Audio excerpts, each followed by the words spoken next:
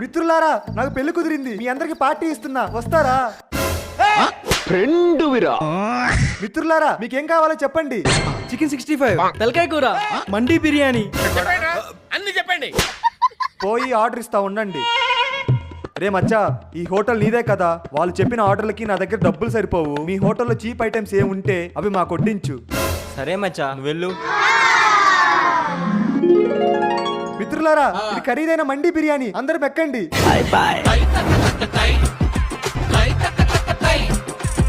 తింటేనే అర్థమవుతుంది ఇది చాలా ఖరీదని.